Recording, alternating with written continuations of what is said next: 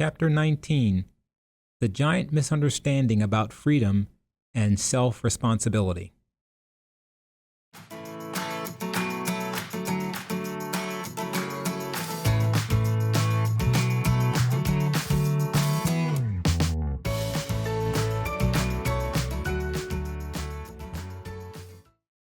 By now, we're starting to catch on to the real nature of reality, which is made up of more than the stuff we can touch and feel. It includes the forms that are created by our opinions and beliefs, our emotions and our attitudes. The stronger and deeper our convictions, the more substantial are the forms that exist in our soul. The soul forms we weave from the truth will last forever. They are indestructible. They simultaneously exist in a spirit world of light and shower happiness and harmony down upon us. So when we harbor truthful opinions and feelings, we feel lucky. Untrue convictions and emotions, on the other hand, have a limited shelf life. They only last as long as the distorted attitudes prevail. But the more strongly we hold on to these mistaken and off-target bits, the more of a hit we take in terms of their impact on our lives. They might be unreal, but their form can be quite substantial. So then we're not making things up when we describe our spiritual path in terms of a landscape. There will be briars and brambles, steep cliffs and billy-goat ledges. The going will sometimes be tedious and treacherous, and the way will be stony. Thankfully, there will also be restful meadows and light-filled expanses that will carry us forward to the next hurdle we must get over. This isn't just symbolic. Such forms actually exist. They are the sum total of all we think and believe and feel. So it's our inner reality creating the obstacles, which means that's where we must grope our way in the dark. That's where we must do our work. Our convictions and wrong conclusions about life become more powerful when they slip down into the fog of our unconscious. This actually makes perfect sense, because anything that is out in the light for us to look at is open for being corrected if it's not right. So when something happens in life, it might change the way we look at things. But if we don't know what conclusion we've drawn, we won't know to reconsider it and possibly change it when we're exposed to new information. Down there in the dark, it becomes rigid and therefore even less apt to change. It's not hard to see then how a form created from an untruth could become a serious stumbling block for us. This is why it's so important to unearth what's buried in our unconscious.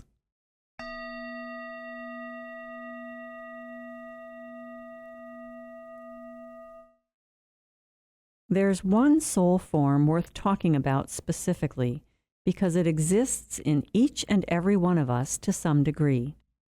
This form is shaped like an abyss, and it's made completely out of illusion. We could call it, then, an abyss of illusion. This abyss isn't real, but it sure seems like it is, until we take the steps to pull off its cloak and show it for what it is, an illusion. We might feel like we've fallen into this abyss when we can't accept that this is an imperfect world, or when we can't let go of our self-centered self-will. It's not even that we want something harmful or bad, it's just that we want to have everything our own way. When we're caught in this abyss, and we might not have thought of it quite this way before, we are really in fear of not getting our way. Of course, this isn't all of us, but in some part of our life, this odd inner form, this terrifying abyss, exists. And it's in our best interest to go hunting for it. When we find it, we'll know the truth of these words.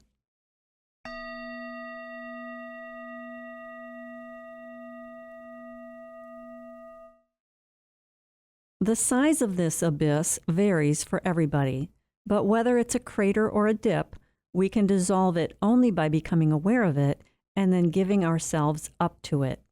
In other words, we have to look this threat right in the eye and not blink. And then we can start to see that this illusion isn't really a threat at all. So let's say someone doesn't like us. or they don't behave the way we want them to. This in itself is not a threat. Likewise, it's not a disaster to look at ourselves and see that we are, in some way, inadequate. But we won't actually know this unless and until we find this out for ourselves.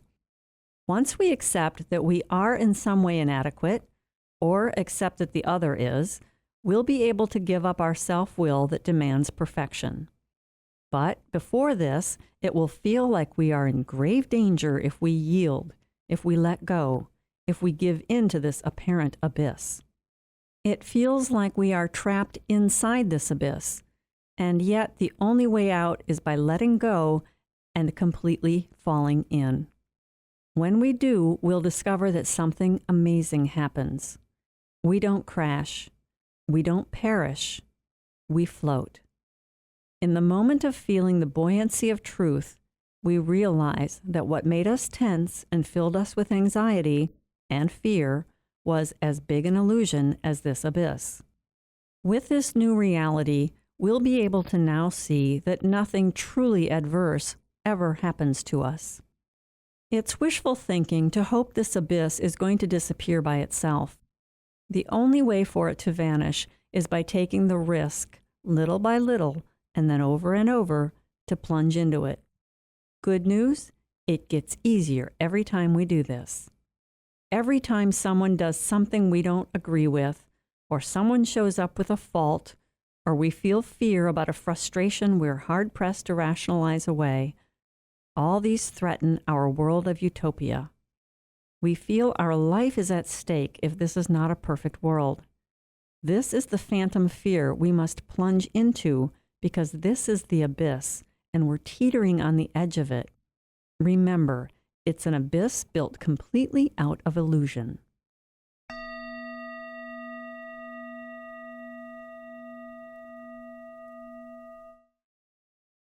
If utopia were real, what would it look like?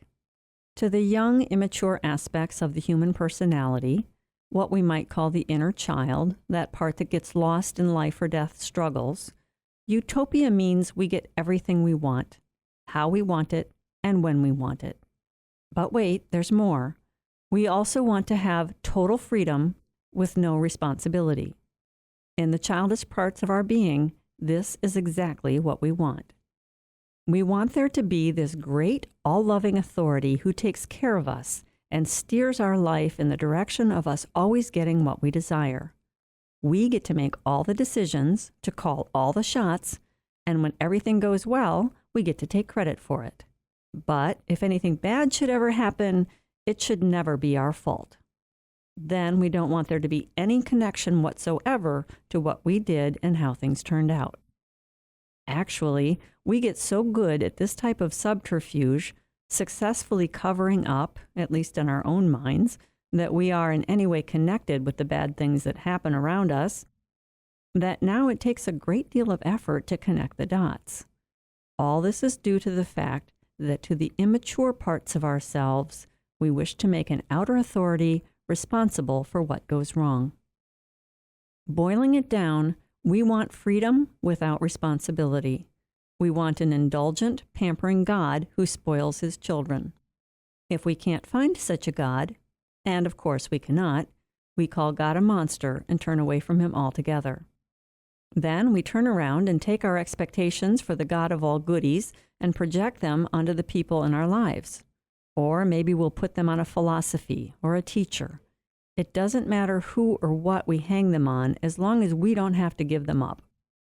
This then becomes a basic element of our God image, which is made up of all the stuff we unconsciously believe to be true about God, but which has no merit. We each need to search our own souls for how and where this is true for us, that we desire utter freedom without self-responsibility. It might be extreme or it might be wily and indirect, but there is not a single exception, for this exists somewhere in all of us.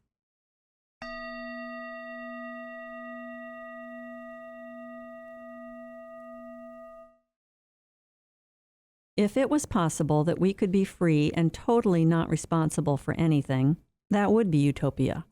But it is not possible. We can't be both free and have no responsibility. To whatever extent we shift responsibility off ourselves and onto someone or something else, to that degree we curtail our own freedom. We enslave ourselves. It's as simple as that. We can see how this principle applies to the world of animals. Our pets have no freedom, but they also aren't responsible for getting their own food and shelter. Wild animals, however, are free, or at least more free, but they are responsible for looking after themselves. So this law applies wherever we look. It's in our choice of work as well as our choice of government. The place we've overlooked it the most, though, is within our own souls. If we don't take responsibility to the degree we can, we have to forfeit freedom. There are immature parts of ourselves that are specifically avoiding making this connection. Our inner child wants one thing, utopia. But this doesn't exist. Utopia is an illusion. And the price we must pay for maintaining this illusion is extremely high. The more we try to evade paying fair market price for freedom, in this case, the price is self-responsibility, the higher the toll. This operates according to unavoidable spiritual laws. Anytime we observe a disease in our soul, which then shows up in the body, there has been an evasion of paying a necessary price. We insist on having our way, and we want it to be easy. But in the long run, we pay a higher price for shirking our part. Part of this price is the enormous waste of energy and effort we put into shoehorning our life into meeting our demands. We would shudder if we could see just how much inner emotional energy we waste on this. But if we let go of this illusion, we could be using that energy quite differently.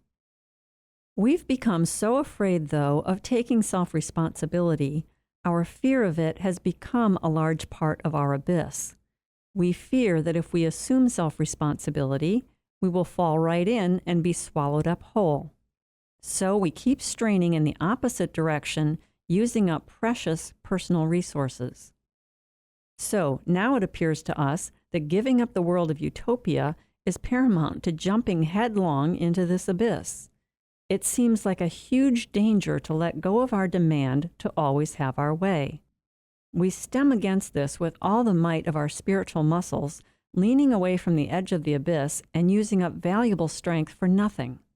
We literally fear we'll be miserable if we have to give up our demand for utopia.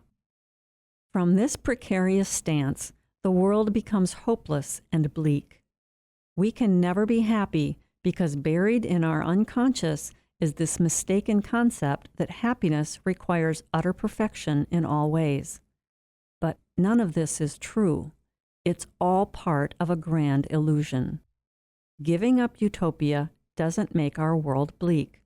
There's no reason to despair over letting go of our childish demands for 100% immediate satisfaction. And yet, this is what we're all afraid of doing. The only way to discover that this is a total illusion is to first feel that this exists inside. Notice where it shows up in daily life. And in that moment, we need to leap. Otherwise, it will never dissolve.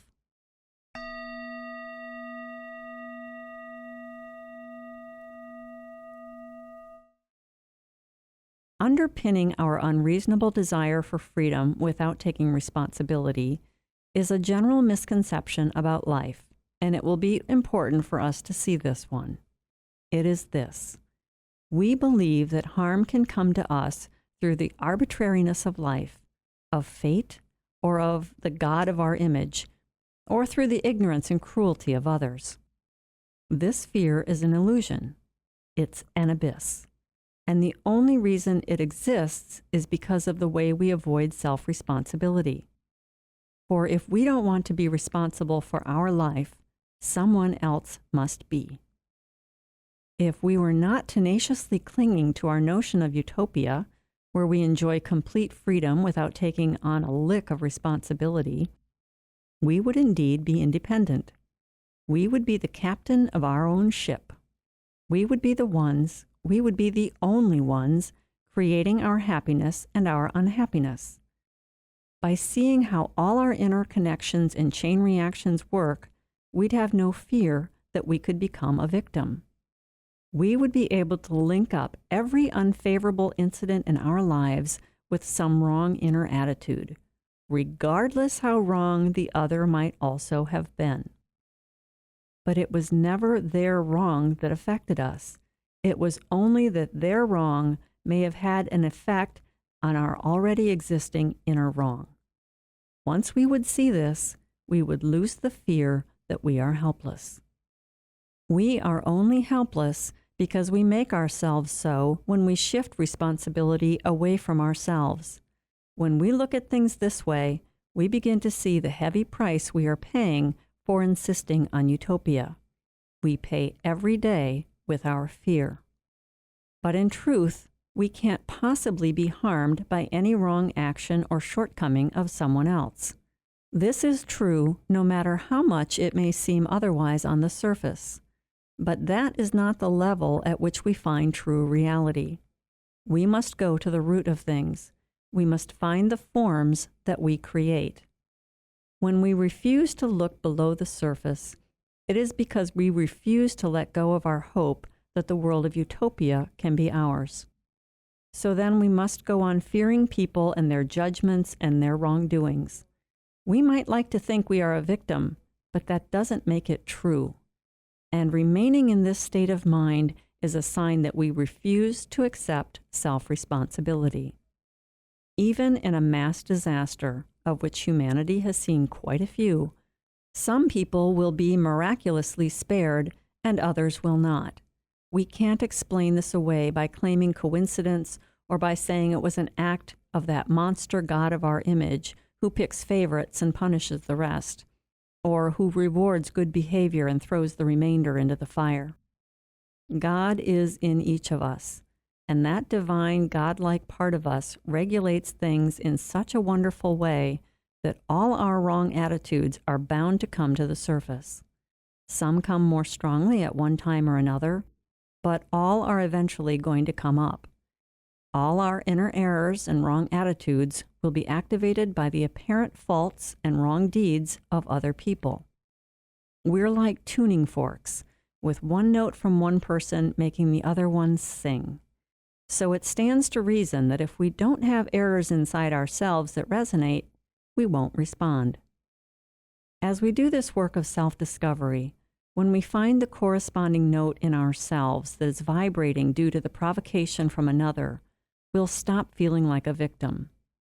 So even though a part of us enjoys pointing fingers, it's a doubtful joy. It makes us weaker, and in the end, it is always bound to make us feel more fearful. And this fear keeps us in chains.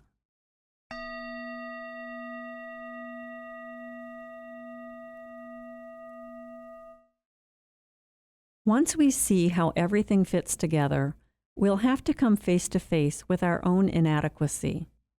But doing so will serve to make us stronger, not weaker. It will set us free.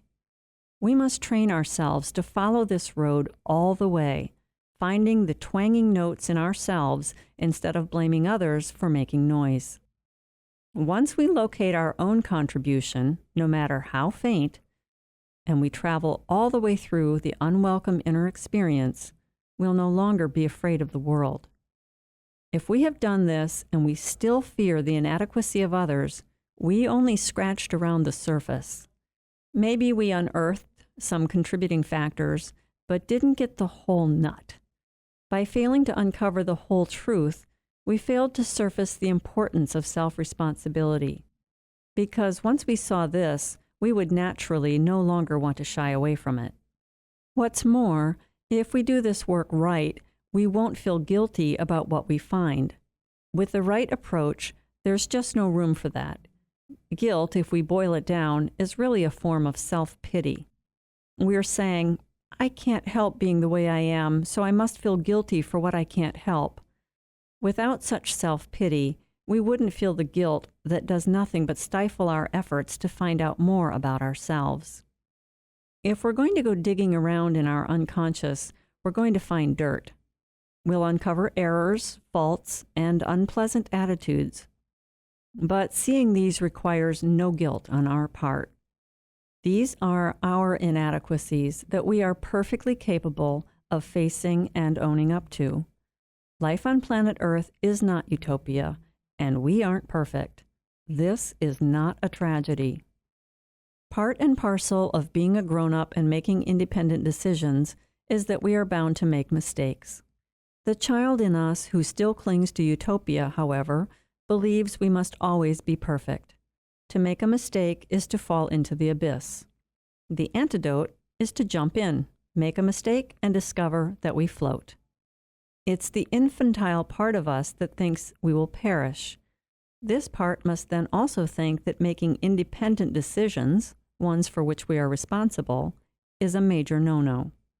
We need to look long and hard before discounting this in ourselves, as this might be really subtle and very hidden.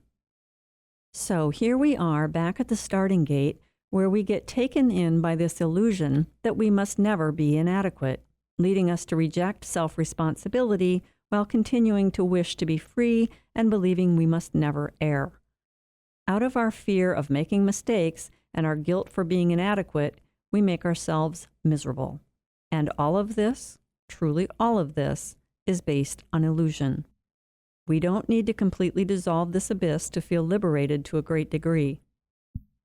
It's enough to see and observe its existence and its effect on us, and to make some attempts to connect outer happenings with inner errors. Realizing that the world is not arbitrary will free up so much energy that has been running on the useless hamster wheel of fear. As such, we'll find more creativity streaming forth from our real selves than we ever thought possible.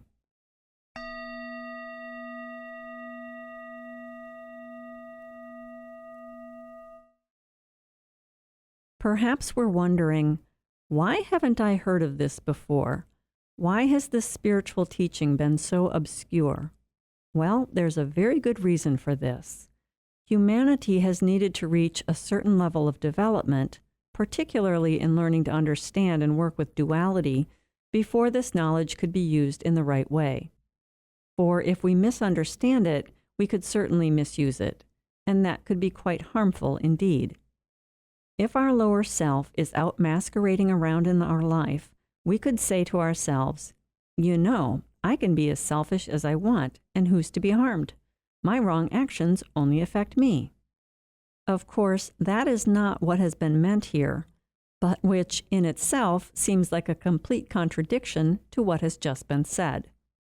On the one hand, we're saying that someone else's wrongdoings can't harm us, and at the same time, we're saying that if we go ahead and follow the instincts of our lower self, we can be harmful to others.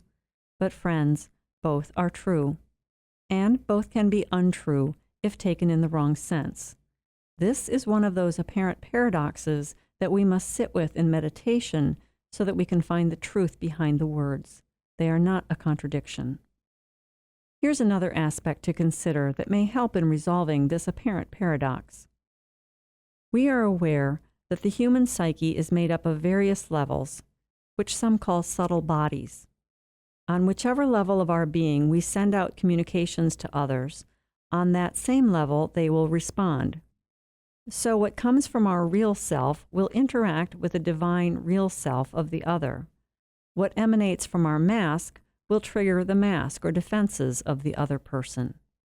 This means that what's in the unconscious of one person is always affecting the unconscious of others.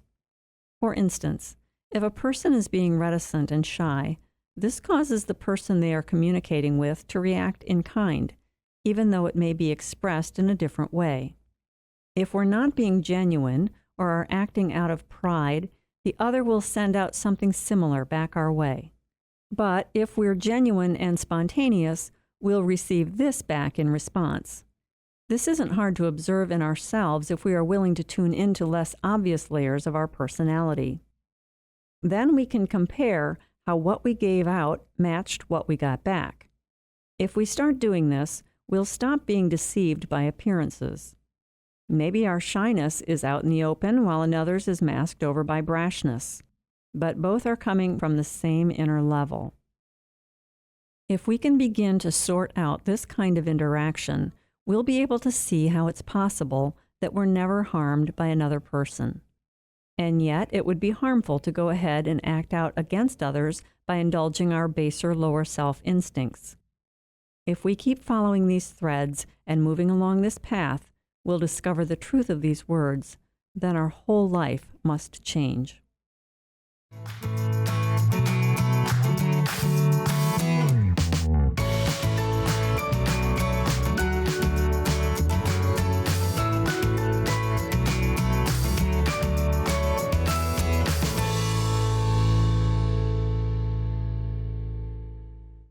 This work is copyrighted by Jill Rhee, founder and manager of Finesse LLC. All rights reserved.